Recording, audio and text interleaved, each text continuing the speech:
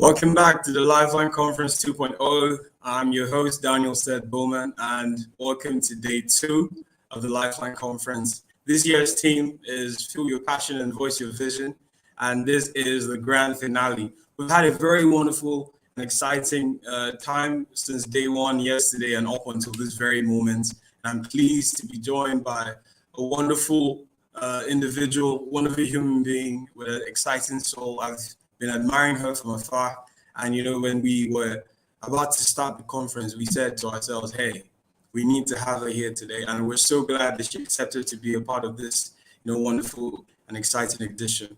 Now, just before I bring her on stage, I just want to, further explain the reason for today's conversation and what we're going to be deliberating on. And the issue of productivity is actually, commonly brought up in every conversation, whether it's in your business, your career, even in your life choice, your lifestyle. And we speak about productivity a lot when we always have to bring into factor, are we making, advancements in whatever it is we're hoping to achieve? Are we making the right steps? Are we taking the right decisions, in increasing our productivity in all aspects of our lives? And, unleashing the power of productivity is actually a very important conversation.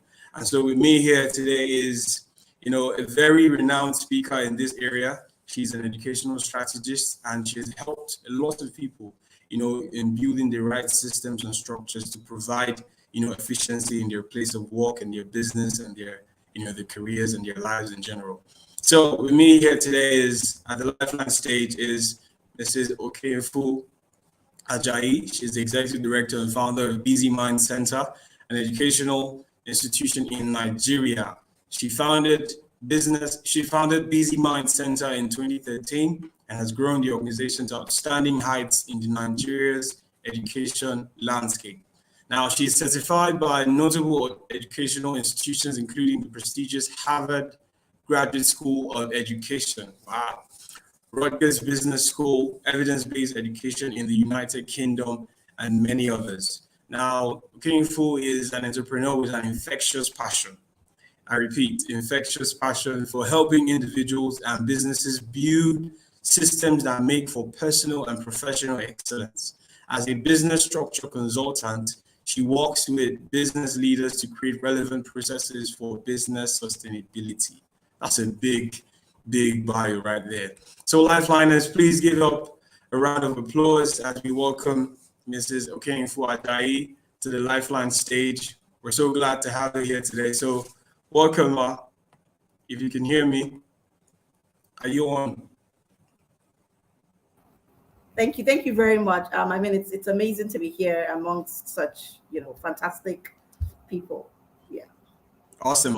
Thank you so much for coming in today. Now, one of the reasons why we selected this topic and we said we had to throw it to you, and we're glad that you loved the conversation from the beginning, was because, there are very few people that can talk about productivity. It's something that is very habitual. It's not just a conversation that everybody would jump on. It has to do with traits and character that you have, embedded in your person over the years and how you've seen it work and play out in your life. And I always like to share even with my team, imagine closing each day feeling fulfilled and cheerful about what you've accomplished for that day. It brings a sense of fulfillment and a very satisfying feeling, knowing that you have been so productive in accomplishing everything in your to-do list.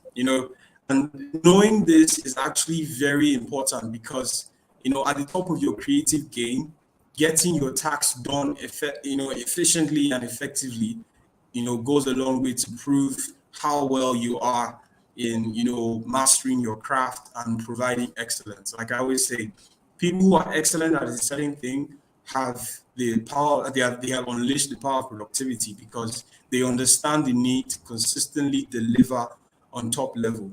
And we're glad that you're here today just to help us dissect on this conversation. And we know you have a lot to say, so I'll just, let you have the ball and just keep it rolling. So over to you, Mom. Yeah. And by the way, she's popularly called Miss KK. So permit me to use that title as we go on. Yes, please. That's fine. Please go ahead. Yeah. All right, Ma. Please Yeah, go I on, mean, Ma. when you were speaking, you said two things you said stood out for me. Well, several of the things you said stood out for me, but just to move into the set the stage for this conversation, you said something about your to-do lists and the satisfaction you get when you finished. You look through it and say, "Oh gosh, I can check literally everything off this to-do list." And that's really important, right? Because it means that you have connected what you were meant to do with the time you were meant to do it in, right? And so you have a measure of those two, and that's extremely important. So productivity really starts from your goal setting. You cannot say you're productive if you haven't set a goal. Without a goal, then you really don't have anything to say I was productive at, or I did this, I didn't do this. And so the first stage is goal setting. And for goal setting, it's very important because it's a big picture exercise, right? One of the reasons why I find that people find it really difficult to crack on into those goals and can smile at the end of the day is they haven't set clear goals, right? They haven't set actionable goals. The thing with goal setting is there's always something to solve, right? There's always something to do. Whether you work for yourself or you work for somebody else, it doesn't matter. A task is a task. A work order is a work order. It doesn't matter if you're giving it to yourself. So you need, first of all, say, what are the things I need to do, right? So that's really important. And I said need, not want, because you have to learn how to prioritize. And something I do when I'm setting goals is I say to myself, what's this big goal for the day, right? And I like to kind of visualize.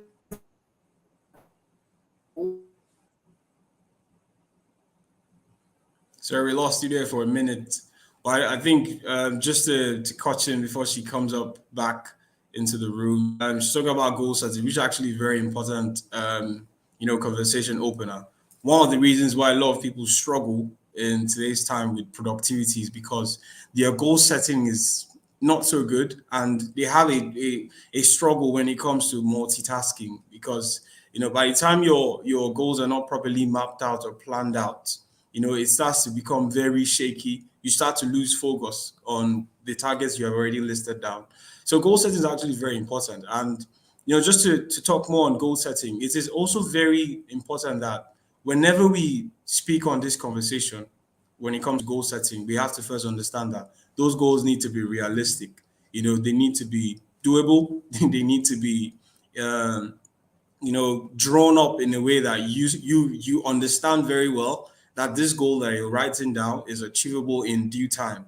Most of the time, we have issues with goal setting and this conversation because we set some goals that are not realistic. Giving the resources that are available to us, giving the time we have, and giving so many other factors that are not considered when we set certain goals. So when it doesn't start to play out or work out the way we had envisioned, we now get discouraged. So while our guest is back in, so I'll just hand over to her. Welcome back. Yeah, thank you so much. Yeah. Iffy Network. Let's hope that this stays steady till the end of the program now. So you need to first of all say, what is this thing that I want to do, right? And let that govern you. Let that govern the things that you do every day. And I'm going to move this into my realm now because I don't believe in just talking without giving examples, right? It's great to say it, but have you done it? That's a totally different case. So I like to envisage my goals and what I'm going to do the day before. So typically, I'm very reflective in nature because I believe that people grow from a place of reflection. You just don't grow because you got things done. No, you grow because you reflect and say, what didn't I do well? What could I do better? And so that's what I do. So the day before or very early in the morning when I get up, I actually sit down and say, what am I going to do today? I look at my to-do list and I say, okay, these things I have outlined, how possible are they based on the time that I have and the people resource this time around that I have to get these done, right? So I typically would have that internal conversation with myself, sometimes before I go to bed, sometimes when I wake up very early in the morning, and I will write them down. There's a discipline in writing it down. It doesn't matter if you wrote it on your phone. It doesn't matter if you wrote it in your planner, no, but you need to write it down. The second thing that I do is that I share what I want to do on that day, because after writing down my goals, so for example, I'm planning a conference such as this. It's a fully online conference. And when we started that conference, we said to ourselves, we need to break this up into phases. So the first phase was picking up the topics. What are the things we would like to share about? And in doing that, we went into the problems of the education sector. And some of the problems that were found in the education sector are capacity problems, right?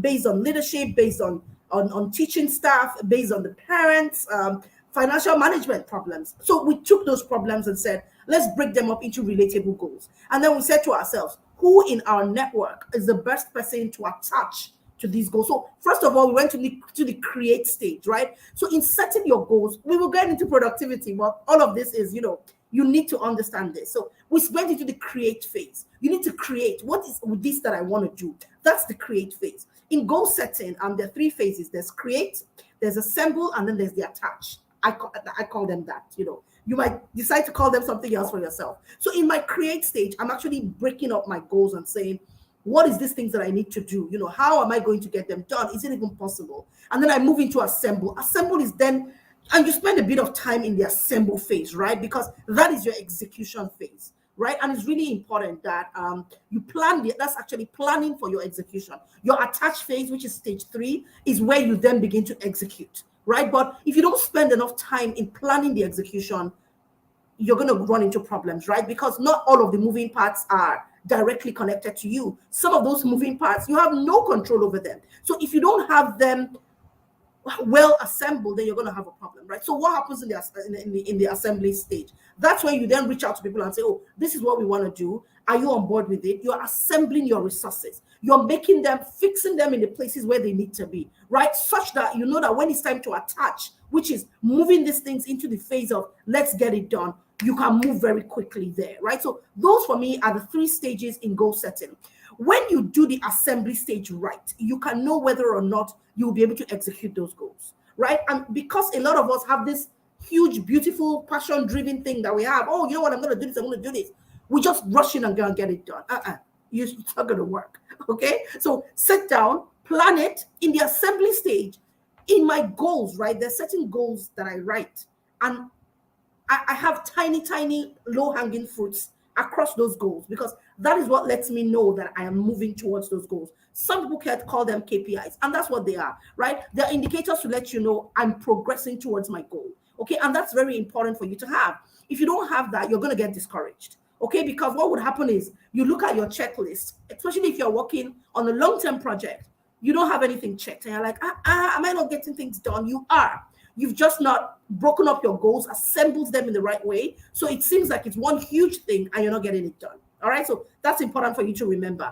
When you also do your assembly right, you would check off whether or not you have enough resources. You would say to yourself, these resources can last me so much. And so again, you plot in when you need to bring in more resources, where you're going to get them from, who is going to want to listen to you, how much time and effort. It's almost like you're weighing your goals, right? And that's very important, because we go through life doing stuff, right? Project managers will call them project management. But guess what? Every single day, we're managing projects. Be it getting up in the morning and taking a bath and choosing your clothes, all of those things, you have projects that you're managing. And they're stakeholders, even if it's to yourself. So you need to be able to assemble, the right flow for those goals to happen, right? And then you move into the attach stage. Your attach stage is almost like when you put on the label on it and you say, you know what, I've done this.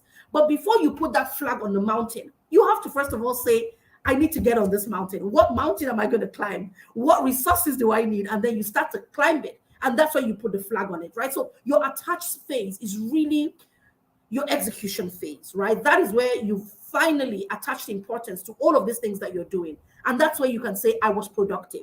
But if you didn't do all of these things prior to that attach, then it's more than likely that you may not fully reach those goals, or you may not, it may not look like you've achieved, right? Even though you have achieved something, right? So always think about goals.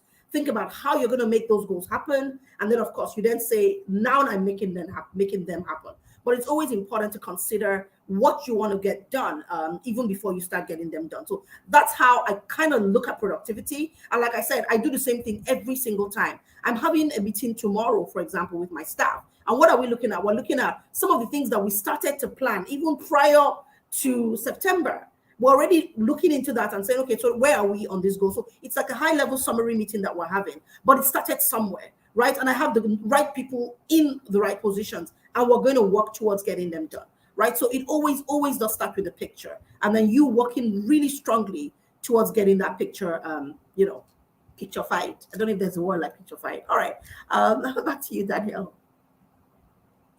All right, wonderful. Thank you so much for opening with that powerful charge. And speaking about goal setting, like I said, it's very important that we consider so many other factors surrounding goal setting.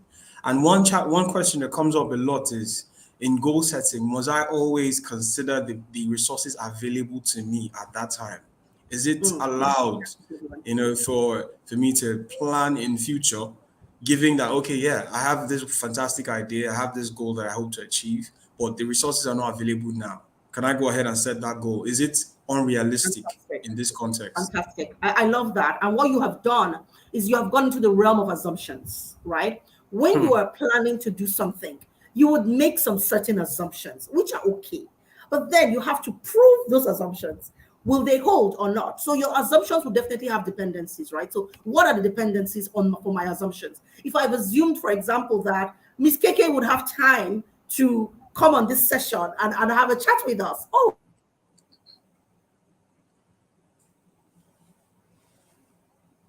we lost you again, Miss KK.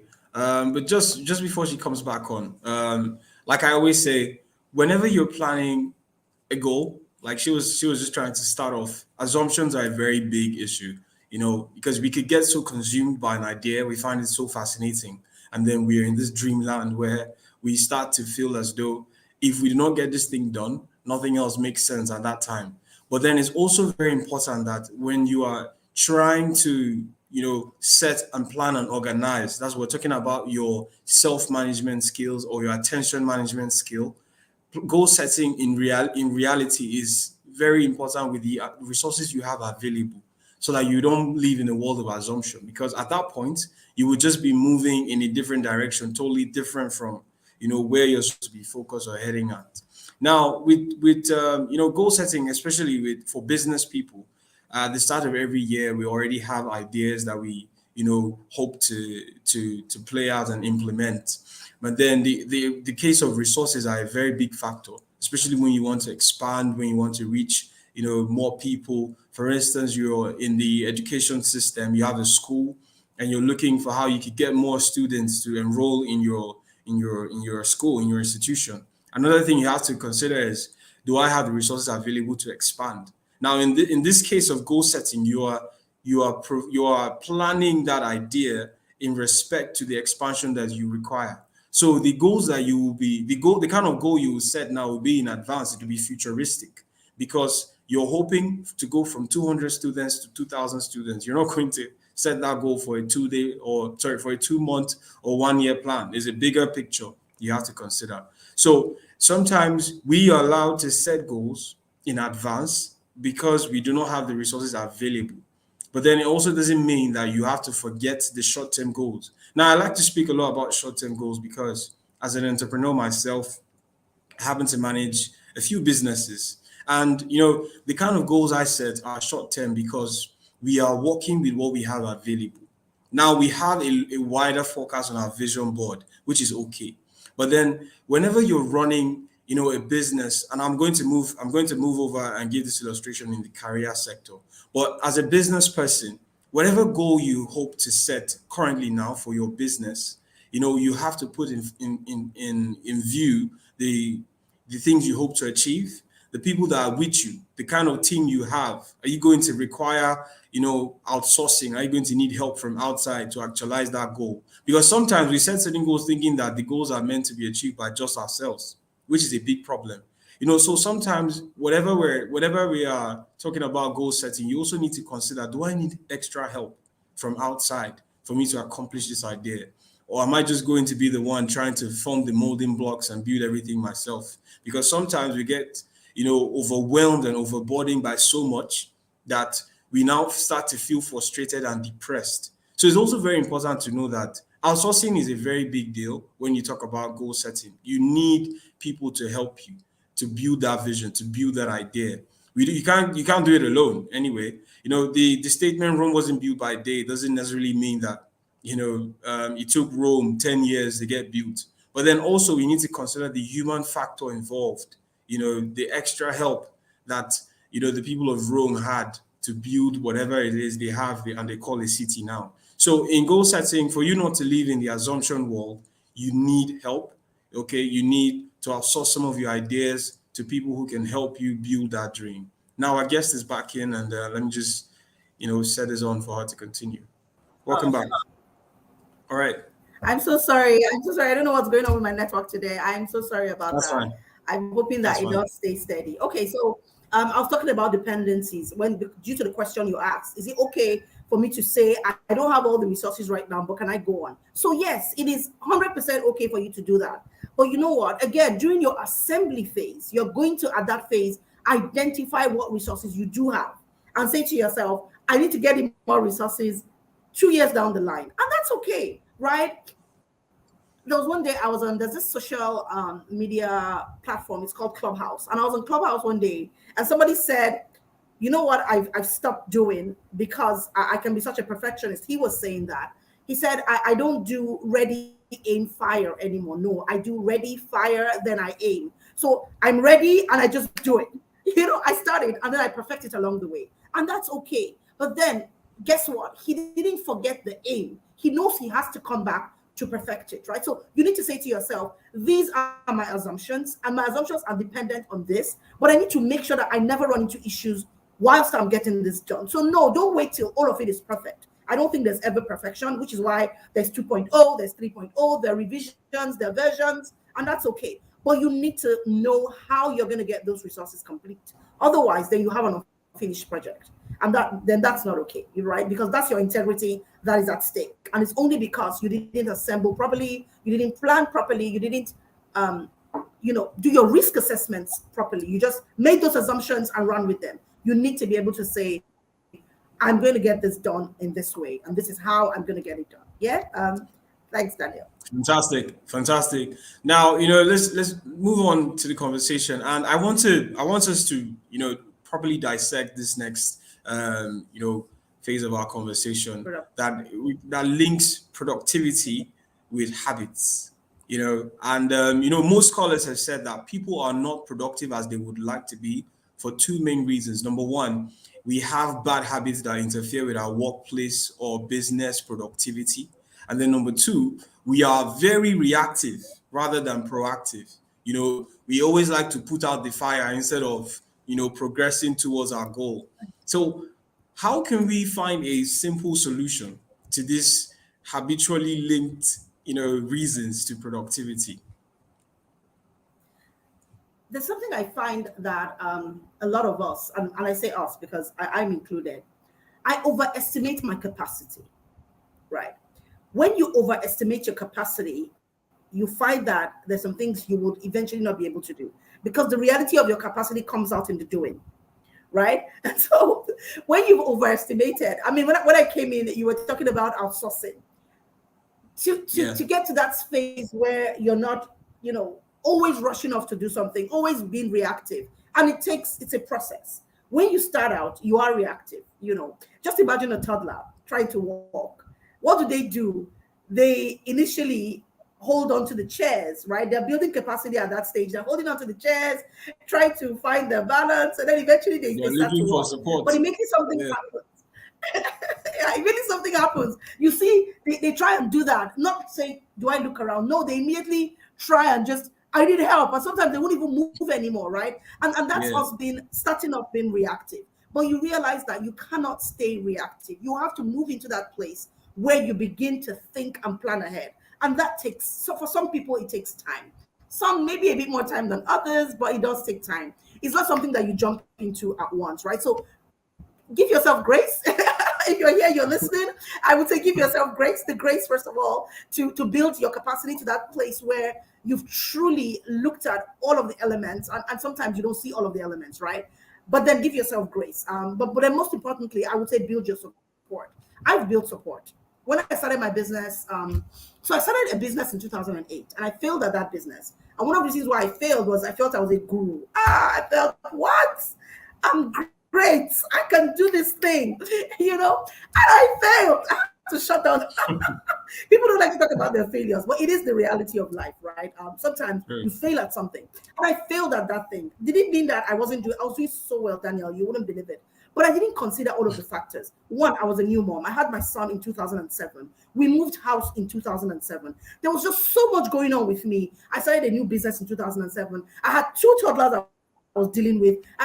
There was just too much going on with me, and I couldn't stretch at that stage. And I really hadn't even built the support system. It was just my husband and I. He had a full-time job. I was stay at home, taking care of the children. So there were just some things I didn't know. There were some things I couldn't do. Was I great in the theory?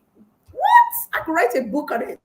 But to get it done, I didn't have the discipline of getting things done, not yet, right? So I had to pull back, right? I apologized to my clients because I really wasn't getting it done. I was very unproductive. Was I producing? Yes, but I was unproductive because there were many things I was leaving undone because I didn't know what I was doing, right? So I had to apologize and I shut that business down. And guess what I did? I went back into the workspace. My plan was not even to do anything again because I was so burned. I was so scared. I was so afraid of going back. But I mean, God honestly presented an opportunity to me, and I went back to work. I started working for somebody, and I started to develop the discipline of getting things done, the discipline of understanding that I needed to plan, I needed to schedule, I needed to rely on people, right? Because I've always been that person who feels, if you have to rely on people, it might not work. So let me just rely on my own strength. But I realize it's impossible to do that. Sometimes you do have to have people in place where you build and develop. And I went into that very rigorous process, very heartbreaking process, because I had to leave my business to go work for somebody for a while. And I did that for 4 years, right? So it wasn't like it's a 1 month thing. 4 years, I had to leave my business. And so when I was leaving that space, my business had even transitioned into something else entirely, right? And then I moved into what we have right now, which is Busy Minds Education Center. But then we had all these other things as well that started to crop up after a while, right? Not at the beginning. Sometimes in your work, in whatever it is that you're doing, you need to have a steady phase, right? If the platform is not steady, it's going to be difficult for it to go up, which is why when the lift, just imagine a lift and the elevator comes down, and then what you find is sometimes it has to go right before you can get on, and the doors open, you get in. When the doors open, again, it has a steadying process. And when you get to your floor, it's not when you get to your floor, the doors open. No, again, it kind of settles a little before you step out onto your floor. So it's the same thing with the work that we do, right? You need to get to a phase where you steady. If you don't steady, you find that you're stepping off too quickly, right? Or you're staying on too long, then there is a problem. And I hope I was able to crack into that question, Daniel. Yeah, you did an excellent job in the delivery. Now, my next question is, can we replace these bad habits and reactive patterns with good habits? And what are these good habits that would help us to be more proactive, and take charge of our work, take charge of our business, take charge of our life? And then I'll move on to the next question. So basically what I want to understand is, how can we increase productivity and become our very best by replacing these bad habits with proactive habits? Mm-hmm. So the first thing I would say is have a very clear picture of why. Why are you doing what it is that you're doing? When you have a clear picture of your why, it gives you a reason to want to go on, right? So that's the very first thing that I would say. But to speak directly to your question, Daniel, can we replace this bad habit with good habits? I will say yes. But you need to first of all agree that they're bad habits and they're not serving the purpose for which this goal or you as a person exists. When you understand it is not serving your purpose, it is easier to take to correction, to take feedback, to say, okay, you know what do I need to do? So the first thing is understand your why. The second thing is understand that this habits, which is part of taking stock, you take stock of who you are, where you're going, and what you're currently doing. If your tomorrow is not evident in your today, you're not going to tomorrow. And there's no other way to say it, right? So everything that you want to see happening tomorrow, you need to begin to see traces of it today. Otherwise, it's not going to happen, right? So you must be really intentional about the things and the decisions that you're taking. Having said that, I would say do a needs gap analysis. I do that all the time with myself, with my business, with my team, constantly, even with my clients. I'm constantly doing a needs gap analysis. And what does that say to you? A needs gap analysis is saying, this is where I want to go. This is where I am. these are the reasons why I am unable to move to where I want to go. So it's actually being very honest with yourself, and accountability, of course, is in that mix, right? You need to have people who can hold you to the task and say, you didn't do this thing, you messed up, right? And you need, which is where you must already in your mind say to yourself, I really want to get this done. If not, every feedback is like an attack, and you're never going to move to that phase where you begin to actually see the bad habits that you have, drop them, and then begin to develop new ones, right? So it's really important that you say to yourself, what is it that I want to do, right? And then the how of it is the right habits. So when you do that needs gap analysis, it clearly shows you areas in your life where you're deficient, the habits that you're deficient in. And it's not just any habit, it's a habit for a goal. Remember, productivity is linked to a certain something.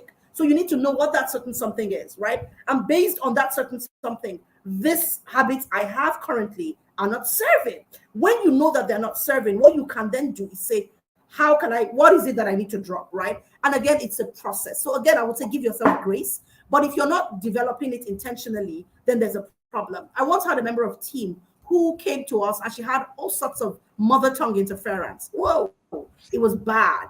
Like all the eggs and, a bad, she's Yoruba, and she had bad mother tongue interference. But we said to her, you know what? You're great. We think you're amazing as a member of staff, but because of the class that you're teaching, there's sensitivity of language development in that classroom. And so you having all of this mother tongue interference is going to seep into the class, right? So the first thing was, she wasn't allowed to take circle time and certain activities that involved her speaking directly with the children over a space of time. And what did we tell her at that time? You need to get your diction right. You need to record yourself speak, play back to yourself. We gave her a list of words that has all of this that plays up the mother tongue interferences, right? So there's certain consonant sounds that would be So we had to show her all of those things, and she worked at it. When she left our organization, I think 6 years later, you couldn't even detect it, except when she was overly excited, right? She worked at it. She saw what the problem was. She wanted to move, and she worked at it. And I'll give you another example before I move off this question. So it is possible to drop the bad habits. I went to, there was a meeting I went sometime, I think 2 years ago, just after COVID, right? I went to that meeting, and as I was leaving the session, somebody called me, and I didn't know the person. I didn't know anybody, when I turned around, there were lots of people there, but I didn't know anybody, so I kept walking. So I heard like footsteps trying to catch up with me. So I stopped. That obviously somebody was trying to see me. And she said, oh, Miss Keke, you don't remember me. I said, I'm sorry, I don't. She said, well, I had come to interview at your school a few years ago. I said, oh, you did? She said, yes. And as she left that interview, very angry with me. I said, oh, why? What did I do? And she said to me during the interview, after I was done with the interview, I said to her, I like you. I think you're a great person. But you have these diction issues. You also have these habits, right? Because I noticed she wasn't paying attention to detail. She wasn't finishing her sentences. So for me, I'm like, continuity is a problem with this person. You also have, so I showed her all of the reasons why I wasn't going to hire her. And I said, however, I do think you're great, but at this time in my organization, I can't hire you because there's some training that you need that we can't give to you. She said, Ms. Keke, I was angry with you for a very long time. And then one day I said to myself, because she was following me on Instagram. So she kept seeing me on Instagram and she kept being upset with me. And I said, okay. And she said she took it to herself one day. The things this woman said are true because I do notice them in myself. And she started to work on them. And she said to me, Keke, right here, right now, I'm the head of nursery in this school. I was like, wow. She said, yes. So I want to say thank you because I've not had opportunity till now to see you again face to face. I wanted to say thank you. So you must really want to work on the bad habit. If not, then you're never going to do it. It becomes an excuse.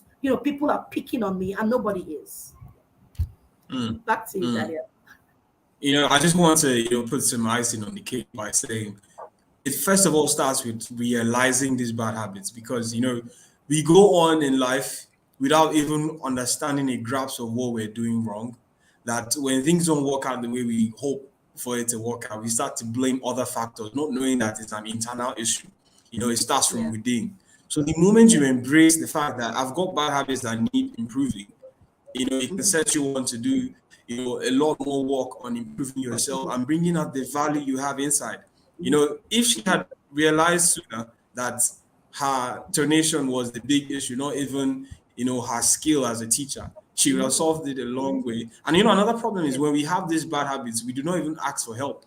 because sometimes we feel embarrassed, we feel ashamed, and then that hinders your Yes, productivity, it does. So there's always a helping hand, to be honest, but you Yes, need there to is. reach out There to is. that hand for that hand to pull you up, There is. So There is. that's a And I very mean, lovely let me just, point.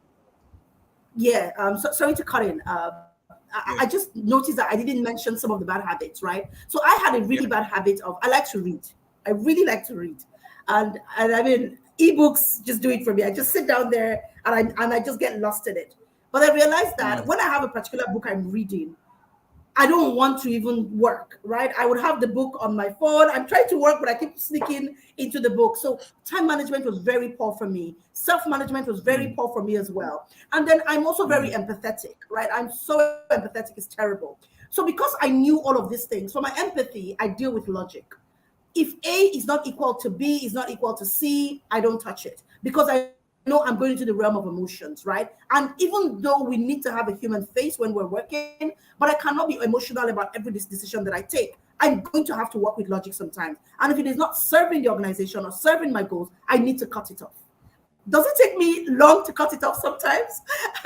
Sometimes I push it onto my team, which is where support comes in. And then being accountable to the support structures you have put around you. You must be able to say, when somebody tells you, "Keke, this is not working," identify that it's not working and don't let your ego get in the way. My time management, I did a reward system for myself. So I have all these alarms on my phone. It's ridiculous, Daniel. Like ridiculous. And my alarm is pinging at every single point in time. And what my alarms do for me is they say to me, "Oh, you've done this, you can read a book now." And then another alarm says, "Stop reading, go back to work." So I have to discipline myself. But guess what? Sometimes those alarm comes and I turn them off or I snooze them because I'm so deep into something that I love doing, right? So that's it. And yeah. then my self-management, of course, that tied into my accountability structures. Yeah, so I wanted to really highlight those three. Back to you, Danielle. Yeah, and just before we go on, if you're watching on YouTube, please click the subscribe button and share this link to your friends and family. Let them come in and get a feel of this conversation. And just to go on, sometimes I realized this early enough when I started business that we are always looking out for the elaborate. When it comes about when talk about productivity, we should just sometimes just keep things simple while having productivity, while having a productive strategy as a very important key. But then we always forget to make things simple. We always forget to just stick to those simple plans that can easily be executed. Like you started with goal setting, and I just want to add this to that first point. Keeping things simple is very important. It is very, very important because we can be chasing the elaborate and forget that those simple things, when you compound them over time, they grow into bigger ideas and they bring more results over time than when you're chasing that big dream. So is that always the case? People overcomplicating things. Yeah. Is that your question? Yeah. Trying to always chase the Okay. elaborate rather than keeping it simple. Yeah, because so somebody asked a question, and I'm just going to link that into it. How is it possible for you to be producing and still unproductive? The reality is there's always something to get done. Always something to get done. And society has shown us that the bigger it is, the more your applause. But that's not the truth, right? Like you said, little drops of water is what adds up to a really huge ocean. If I drink one bottle per day, then the next day I might drink two, I might drink three, I might drink four. So I keep building up to the summit, right? But society says just get it done. This huge goal. We need to learn how to break our goals into bite sizes. I say chunk your goals. Understand chunking. Chunking is such a strong and powerful thing, but a lot of us don't do it. Keep it KISS. Keep it simple, stupid, right? Keep it simple. You don't have to use massive words for it. You don't have to have this huge project. Have the huge project, but what is your minimum viable product, right? When you understand the power of the minimum viable product, it's easier for you to then say, okay, with every work cycle that I have a minimum viable product I'm working towards. And that's how you can be producing and productive. So every single thing I do every single day is leading up to something because there's this goal, no matter how small, that I've set for myself, right? And at the beginning, I talked about low hanging fruits. Those are low hanging fruits that you've put for yourself. It's the minimum one, right? So you don't always have to have this huge goal that then becomes so big, and then what starts to happen? You start to procrastinate. I would do this. I would do this. And then sometimes it even brings in fear.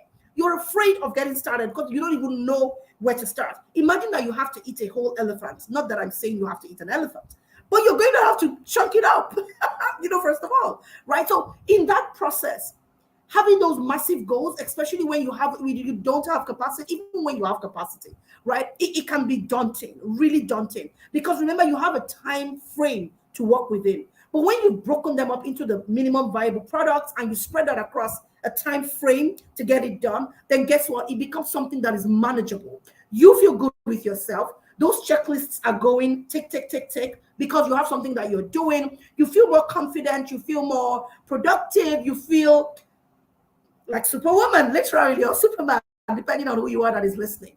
But at the beginning of the day, it started with you saying, I don't have to push forward this huge thing. And it starts with communication, right? You need to be able to communicate your strategy. What is your strategy for getting this goal done?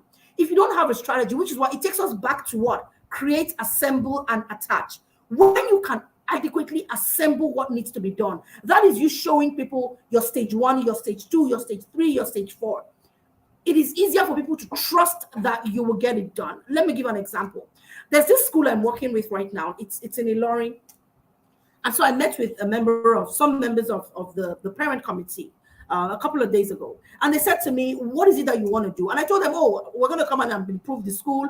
And they said, hey, how? And I said, okay, let me tell you how. And I took 3 core pillars. I took financial management. I first of all showed them what the problem was and what the impact of the problem was and what we're going to do about it. I broke that down into just 3 goals, right? It doesn't have to be massive. We have other stages, but it's not every single time people need to see the big goals at that time. And this also goes to employers, right? Sometimes you give people on your teams these massive goals, not helping them understand the fact that they need to chunk it. And then they're stuck. They don't know how to move forward because they're afraid of failing. And they will not fail if they put one step in front of the other instead of running in, honestly, where angels fear to tread, like it said, right? And so I did that. And I did that in the 3 core areas. When I was done with that session, they said to me, you have a roadmap. And I said, yes, I have a roadmap. And my roadmap is what enables me to say to you confidently that this is what I'm going to do in your school. And that's the same thing. It's great to have big goals, but how are you going to get it done? If you don't chunk them down and if you cannot explain them to the people who are your stakeholders, then they're never going to trust you. And just having a lack of trust within that system already is problematic. So you don't want to even get into that place where you're struggling with trust, struggling with your integrity, and still struggling to get stuff done. So have a minimum viable product, right? And then you are producing and productive. Because at the end of the day, you can show to people, I did this, not saying, I'm going to do it. And then you're working and working and working, and there's nothing done. And I will take us to Tom Hardy's book, Atomic Habits. That's the same thing, right? He has this little goal that he says, if you improve every day in these areas, what happens is at the end of a week, a month, you can clearly see that you have improved. But it starts with what? The minimal things that you do consistently every day. Yeah, Daniel, back to you. Yeah, it starts with the minimum. And like I said before, small improvements compounded over time turn into bigger and, better ideas. And you start to judge from the progress you've made from just taking one step. So it's actually very important that we create, we assemble, and we attach all these things that we've learned into our productive life. Now, I just want to share something that I do a lot whenever I'm planning and organizing. I know we spoke about attention management a lot. Somehow it was just bringing up in the conversation. And in the session I shared yesterday, for those of you who were not part of the session yesterday, you could just find all of them on YouTube. Now, I spoke about our growth skills. These are work, and industry neutral skills. They are skills that you have learned over time that stick with you forever.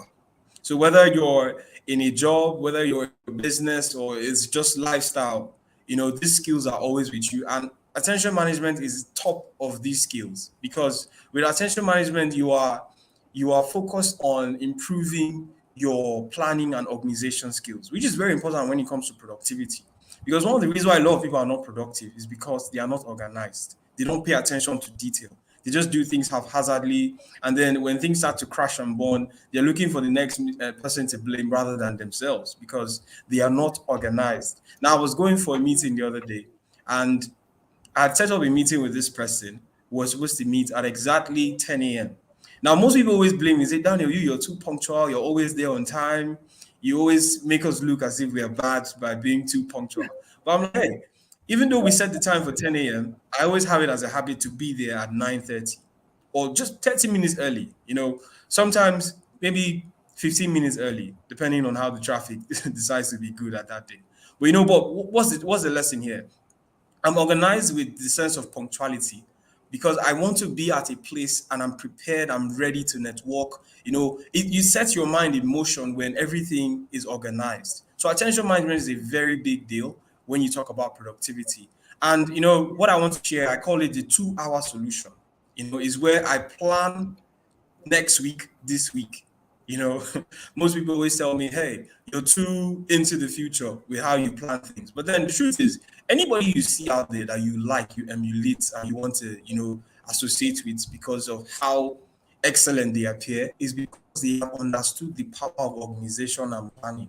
They understand attention management. It is soaked in them that when they come outside, people want to associate with them because they are organized not just from the outside, but from inside. So the 2-hour solution, I use 2 hours of my weekend, all right, from Friday or Saturday to plan the rest of my week starting from Sunday. Now, here's the funny thing. Most people don't know that the new week starts from Sunday. Most people think the new week starts on Monday. So they wait until Monday morning and then they're planning, but then it's already, looking disastrous. So I take out 2 hours from my Saturday, to reconnect with my goals. It's very important that you reconnect with your goals reconnect with your goals, assess what has been working and what has not been working. Whenever I start the new week, I always map out the things that I hope to achieve. So by the time I'm on Saturday, I look through, I say, hey, I didn't get to do this. Maybe I should try it this way. Or maybe I tried this, but then it didn't work out well. What do I need to improve? So it's very important that you assess your goals and reconnect with them every week. If possible, even every day. It depends on how much time you have on your hands. And then the one thing I've learned a lot, and even when we're planning this conference, you said this, Miss KK, sometime during our conversation, that you have scheduled it in your calendar. Most people don't know that this is a very important habit, the habit of scheduling and planning in advance. Because most times you can agree to a commitment. You can say, hey, I want to be here at this time, or I want to go for this event, but you have not marked it, so it doesn't register in your mindset, that in your mind rather, that I have been, committed to this agreement and I want to show up at this place at this time.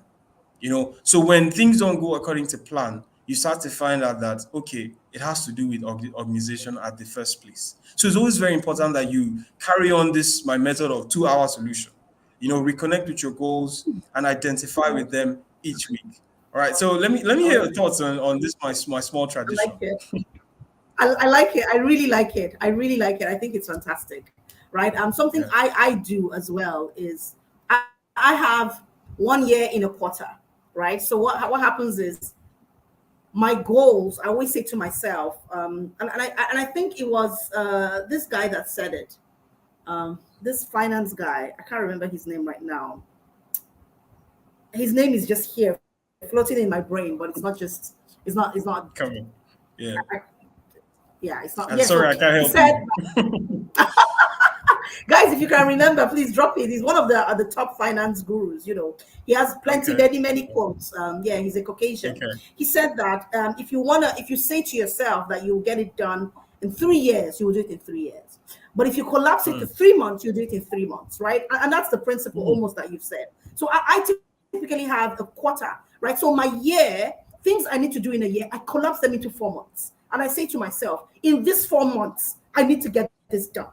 Okay. And so it pushes me to do a lot, but it really helps me, like you said, in the planning phase. I'm able to plan for it and say, these are the major things I need to get done. And I have 4 months to get them done, not a year. So sometimes I beat myself up, almost kill myself, and I get it done in 5 years. But guess what? I beat the initial goal that I set for 1 year. Right. So always think about improving yourself every single day. When you think about it like that, you find that you will take the steps to making sure that you improve, even if it's connecting with people that kick your behind, to make sure that you get stuff done. So that's the habit that I have. I kind of have like a quarter. So I have 4 years in 1 year. is how I like to work. But I really like your two. I like that one. I really like it. Thank you. Thank you. Just to add to it, there's something I do at the end of the year, just before we plan for the new year, where I go through how my year has been. And I always like to say, and I thank God, that I never leave this year the same way I met the year, pretty much, because there's always this new thing that you're looking for. So always judge yourself. I think sometimes we need to be the judges of ourselves, and then get to look inside and say, hey, I'm in control of this body, sort of, in the mind. And these are the things that I have been able to achieve. These are the things I'm looking forward to. So let's go on to a very, will I say, particular conversation that has come up a lot, and I've read about this a lot, and it has to do with multitasking. Okay. Now, research shows that productivity can be reduced by as much as 40% by the mental blocks created when people switch tasks. Okay. Now, when I read about these things, because I used to always believe that I'm good at multitasking. I always like to tell even my colleagues and staff who say, "Hey, Omo, you're really good at managing different things." I used to make me feel good because I feel like Superman. I'm chunking down all this work. But there's somebody out there, Earl K. Miller. He's a neuroscience professor, and he says multitasking is not humanly possible. So where is the problem now? Are we fooling ourselves when we say that we can easily juggle between so many tasks? And we always feel, here's the thing: people who multitask feel that at the end of the day they are more productive. But a lot of scholars say that you would actually do more when you only focus on one task at a time. So what are your thoughts on this question? To be honest, that's the jury is still out generally about that one.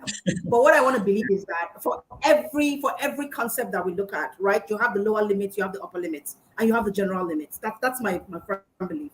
Having said that, what you describe right now is switching between tasks that are different. What I like to do is I like to batch, right? So if I know that I'm creating Word documents, for example, I would kind of schedule that documentation process within a block of time and say, oh, I have 4 Word documents to finish. And I would set them and say, I'm going to be on Word for this 4 hours. That's crazy, to be honest. I don't think I spent 4 hours on Word, except I'm writing a book or something, but I can't. I kind of chunk them and say, that's realistic. My brain is set. Yeah. So that my brain is set to that. Then I move to Excel, and then it's Excel. If I'm working on curriculum, I can work on curriculum for different class levels, but it's all curriculum work that I'm doing. So I like to batch things. I don't switch between curriculum and then I go and do Word and then I go. I try not to do that because yes, that period of transitioning between so different tasks because your brain then has to catch up, right? So I do find that in some regard that is it does work. But what I say to people, and that's the same thing I'll say to those of you that are listening today, say to yourself, what are the tasks that are interwoven, right? There's some tasks that are integrated together. And when you look at things in an integrated manner, so you're flowing from one to another, develop your system. Initially, we heard that eggs were bad, right? Cholesterol from eggs were bad. Now we hear that they're okay, right? So there's always new research that is springing up out there every single day. It's confusing. Every day you wake up and you pick up your phone, there's one new thing that contradicts the thing you learned before. It's actually confusing. Exactly. So you do need to develop your pattern, right? You do need to know what works for you, which is why I say copying people doesn't really work. Now you can hear all these amazing things Daniel has said or KK has said, and you're like, I will just copy them. It's not going to work for you. Why? You need to, first of all, it's context, right? My context is different. So I grew up in a family of academics. My father was a lecturer. Yeah. Exactly. Identify your style. Put it within your context. Then adapt it to make it work for you. And that way you would find that all of these things that you're learning, simply because you have internalized them, it would work better. You can even do it much better than he's doing it because it's your style. It's a different style than his, right? So that's what I would say about that really interesting piece of research. You're about to give us an illustration about your dad as a lecturer. So I mean, with him, right? I noticed that with him as well. He was he's passed now, but he had a lot of things that he had going for him. Many things at the same time. But I would notice that he would only focus on certain things at a certain time. So let me use two of the things that he did. He lectured, he also wrote journals, and then three. And then he was an ASU, serious, strong, staunch ASU warlord.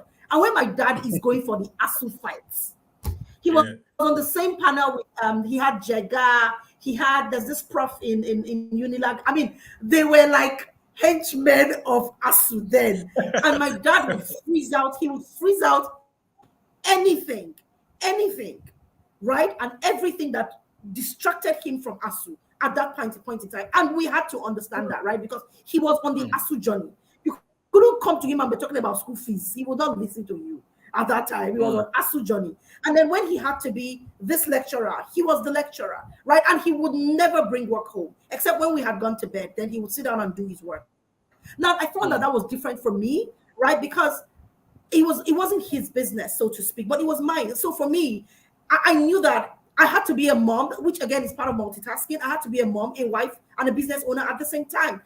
So I had to develop a strategy. When my children were much younger, I would notice that, they're coming down to see me downstairs. And the way where I used to sit in the dining area, I could see the stairs, And then they would run back up. And so one day I called them. I said, what's the matter? Oh, they said, oh, mom, no, mommy, you're busy. I said, no, I'm never too busy for you. When you see me working, come to my laptop and shut it down. And it's fine. I will give you the attention that you need. So I knew that I needed to learn how to switch. They're older now and, they can take care of a lot of things by themselves. But at different stages in your life, you need different skill sets. And you need to recognize that a skill set would only serve you so much. Daniel talked about transferable skills that are neutral depending on where you are. They are neutral, right? But then there's a depth to each skill, right? Which you need to be able to identify and say, how deep am I going to go in this phase or on this job with this particular skill? That's what I wanted to add to that. And just to move on from the story you just told us about your dad and how he usually would block out, anything that would want to disrupt his day or his plan for that time. Now, I've learned over the years that throughout our day, people will inevitably try to disrupt you in order to get your help or your input on something, whether it's in your workplace or at your business. So it's important to say yes and take on more things. I'm talking about like workload now.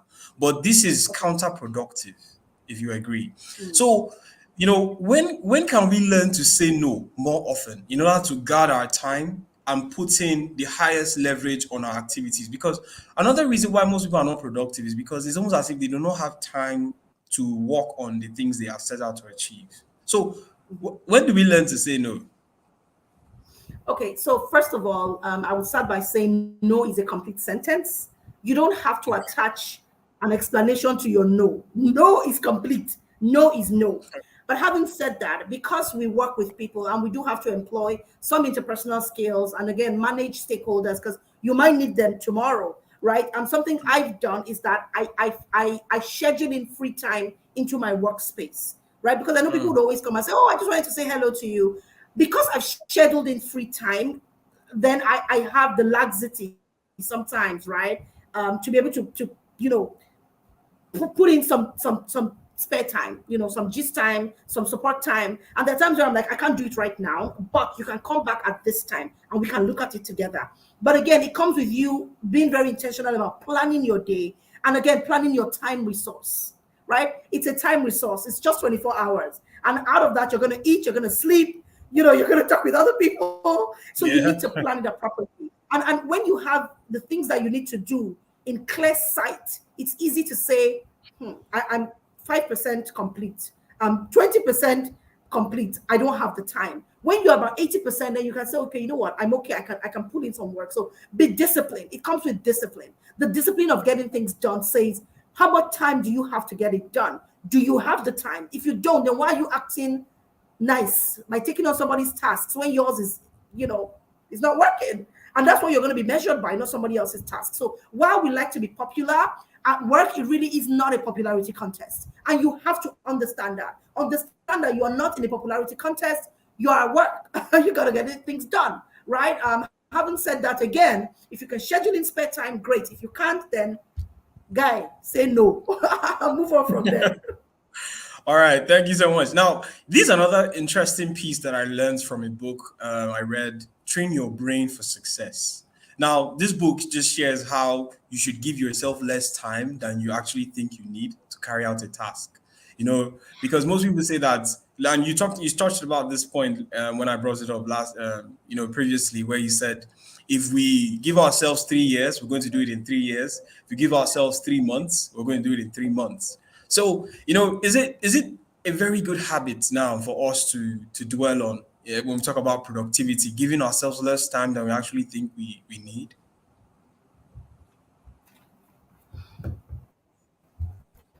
I'd say that again, it depends on what stage you are in life. There's some people who are just starting out, and if you give yourself less time, you get overwhelmed. But there's some people who have done it before. They kind of know what needs to get done. And so they can say, hey, you know what, I can do this in less than 30 minutes. So, you know what, let me give myself 20 minutes and push myself, right? But again, it also depends on how many different things you're doing at the same time. If you have several different projects and you haven't prioritized them appropriately and you haven't assigned time to them appropriately, you would find that you will muddle things up. So yes, I do that for myself because I've gotten to a stage where I can do it. I can push myself, focus, block out everything else and get it done. But if you're not there yet, then don't, because it will affect your productivity, because you will just have a mental block and you will not be able to move forward. So understand who you are. Different things work for different people at different times, right? There are times in my life where I cannot. My daughter did an exam. She's on a pathway to university, and so she was on a foundation program, and she had to do that was her pathway into the university. And we've been waiting for her results, and we've been fretting so much, right? So that has been a mental distraction for me. You wouldn't notice it looking at me, but I know that my productivity went down because I would always stop and say, how far? Are you okay? Are you okay? Is everything all right? Because we know that the result day is 28th of July, but if you passed, then your result will come out earlier. So we will be waiting for the earlier because we didn't even know what earlier was. But guess what? Those results came out and she passed. So now we are Awesome. like, woohoo! That is Awesome. gone from my mind. So the things that you might be resolving internally that could affect your productivity, you need to identify what they are. Be true to yourself, right? If you're not true to yourself, then you would set unrealistic goals and you will not be able to meet them. And that in itself is counterproductive because it's just going to cave in your confidence, and that would, it's not good. Yeah. But if you can't, then yes. Your morale. Yeah. Exactly. Yeah. Morale. Yeah. That brings us to another conversation, just to move on with this. Now, let's talk about motivation now, okay? Finding the real motivating reason for completing a task.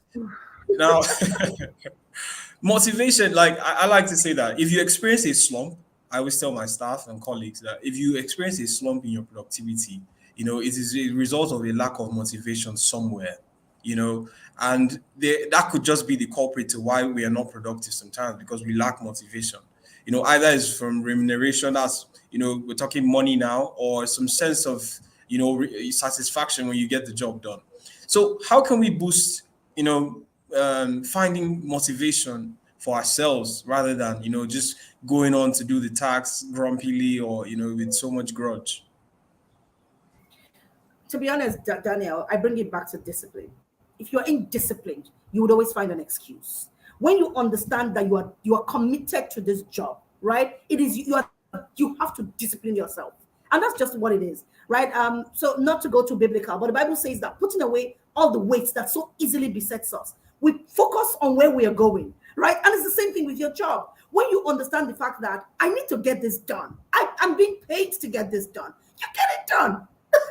We get way too emotional. And I say it all the time, I say, you're too emotional because you're not hungry. If you're hungry, you will drop that emotion aside and you will face that work and you go do the work. Sorry, pigeon English always comes in.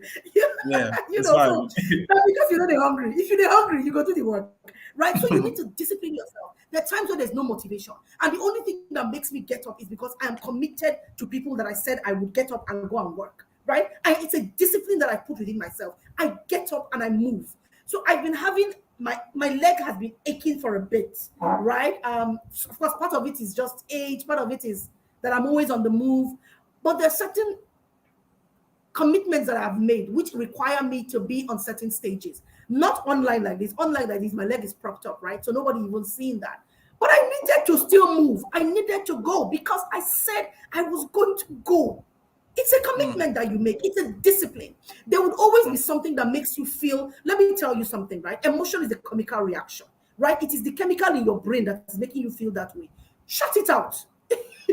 I'm sorry. I might say like I'm this woman's wahala. Shut it out, right? If all you had was that thing, are you saying that you will not do it? You will, right? So sometimes take away the emotions and shut it out, right? People will say, oh, imposter syndrome. I'm like, everybody goes through it. And what it is really is the fact that you're starting a new job and you're unsure about that job. When you are sure about it, you move beyond that. There are too many emotions that have been given names that have no business being named, right? Get it done. Be disciplined and get it done. If you're waiting for somebody to clap for you, there might be no clap. And so does that mean because you don't get a clap, you don't get it done? Then you will lose your job. And then what happens? They were not nice. They were not understanding. No. Sometimes you take charge of your mental health and you say, if of course, let me put a disclaimer to say that there's some offices that are really horrible. Really horrible. And if you can't be there, then move away from there, right? But when it is not like it's a huge mental health agony in that space, and it's just you saying, oh, nobody, stop being emotional, my dear. Please go and walk. Yeah. And awesome. And, just we were talking about food. And then I remember something that I stumbled on, a few months ago, where I heard recently that poor diet affects productivity. Now, I'm not a nutritionist. I really don't, find the right words to use. So the science people don't come for me. But I read that eating healthy foods throughout the day, avoid, not to avoid energy crashes, keeps the brain properly fueled. Yeah. So I know you work with kids a lot, and you like to ensure you'd want to ensure that they remain productive. So do you see diet as a very significant factor when we talk about productivity now across every demography now, not just young children, not just young people, but touching everywhere? The kind of food we eat, does it really affect how productive we are? I believe that it does. From personal experience, right? There's some meals that I eat and I just want to sleep. It doesn't matter what I have to get done. I'm literally like a bowl of soup. I'm dragging. I just can't get it done. And I need to go take a nap, So I do believe that matters. And that has to do maybe the quantity and the type of meal. But then when you drill down, to be honest, right, our bodies, if our bodies are not healthy, if our bodies don't carry the value or don't show the value that we carry or cannot go the mile based on what we need to get done, then it is problematic. So yes, I do believe that we need to watch our diets. We need to drink tons and tons of water because it's good for us. There are also certain meals I cannot name them to you right now that encourage neuroplasticity, right? So, and you need that. We all need that. So there's certain things I believe that we shouldn't eat too much of, just simply because it's not good for you, right? And this body is corruptible. So at some certain stage in your life, you do, it will begin to tell if you've had too much oils or too much protein, too much anything. In reality, is not good for you. So I would say, watch your diet, infuse some fruits. There are days where I'm on like a smoothie diet. I just take smoothies, right? Because I feel like I want to cleanse. I'm feeling heavy, and that makes me uncomfortable. So the technicalities of it and the those medical things, I may not know it, but I do know that generally speaking, there's some certain meals that are just not good for you. If I eat something too heavy for breakfast, for example, I'm just not able to focus well. So usually I have a cup of green tea for breakfast, and it helps me. Sometimes it just is a teaspoon of honey, sometimes nothing at all, and it helps. But in the evenings, if I want to sleep well, then again, I would either take chai tea or some type of flavored tea, and it helps. So know your body, know what works for you is what I would say. And just be intentional, right? If you take note of those little things that we think don't matter, you find that, you would be able to make more of the time that you have. So yeah, that's what I would say. Awesome. Thank you so much for this wonderful contribution. So on final note, we have so many people listening today, and they are watching in with their questions and their comments, and they're wondering. And I'm watching and I'm like, hey, I have a business, and the productivity is not from my side now. It's from the people I work with, my team. How can I boost them to do better? Because another important skill is people management. The ability to motivate, listen to opinions, interpret your idea for them to run with it. So now I'm talking about another person now. How can I be able to unleash this power of productivity in another individual? Okay. I think that's a really, really good question. Really good question. Because sometimes we have cooperative tasks and somebody's deliverable feeds ours, or, we're doing it together. So that's a really good question. I would say audit, audit, audit, audit. And audit doesn't mean you walking around with a clipboard and a sheet of paper. Audit says, what do I need to get done? Who is going to do this with me? And what are the barriers, right? So you need to identify what the barriers are to your productivity, either based on somebody else or you. And look at that person and say, how can I support this person to do this? One is sometimes giving clear timelines. I've had people say to me, oh, but that person didn't deliver. And I said, how clear were you on their timeline? Right? And how exactly did you explain what it was that they needed to get done? Especially if that person is your subordinate. If you're not clear about what they need to get done and you assume, and again, assumptions that they will know, some people just don't know. Break it down into the minutest details so that they understand.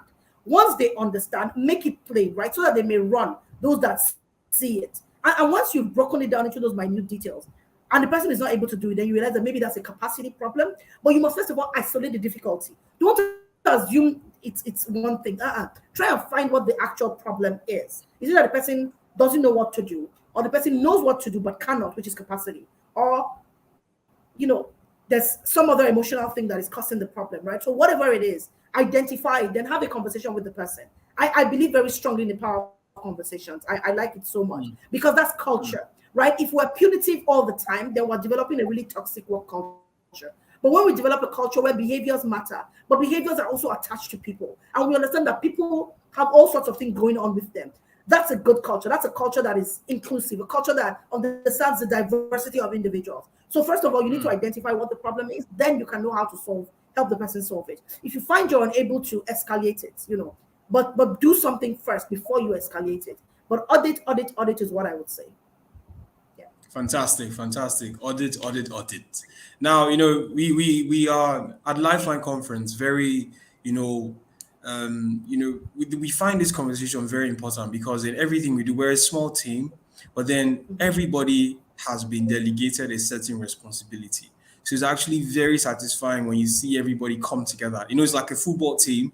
When you have one side of the squad performing well, let's say the attack is doing well, but when there's a counter attack, the defense is lacking, then you start to concede.